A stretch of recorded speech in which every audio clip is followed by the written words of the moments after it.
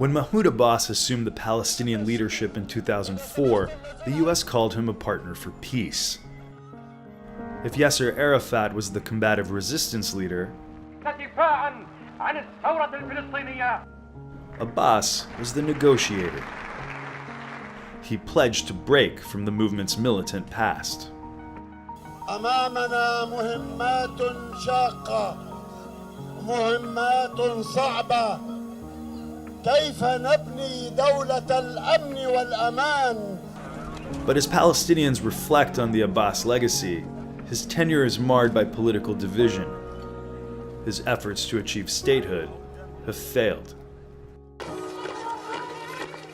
In order to push for peace, Abbas declared an end to the Second Intifada against Israel.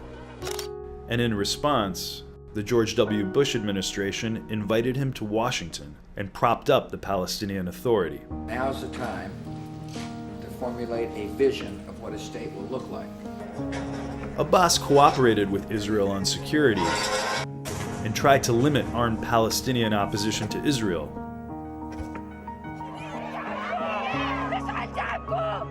But he received no rewards from Israel for his strategy.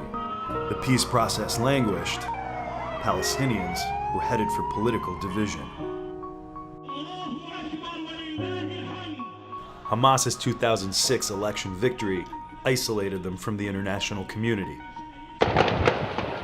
In street gun battles, Hamas expelled Fatah from Gaza, and Abbas dismissed Hamas from government.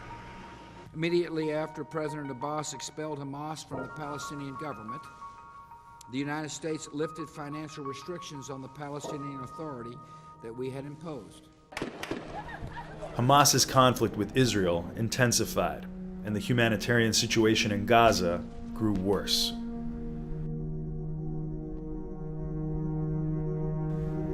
And in the West Bank, Israeli settlement construction expanded despite official U.S. opposition. The settlement activity is not conducive to creating an environment for negotiations. And for an entire generation of Palestinians, it meant growing up with partisan rivalry and the heavy costs of war.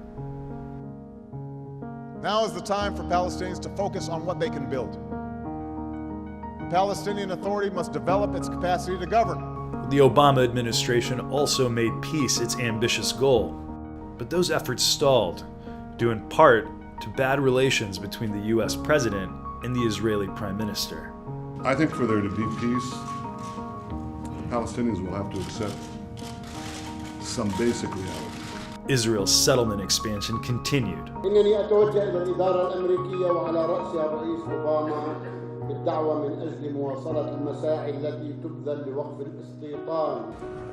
Frustrated by the impasse, Abbas began taking a different approach, distancing himself from US-led efforts.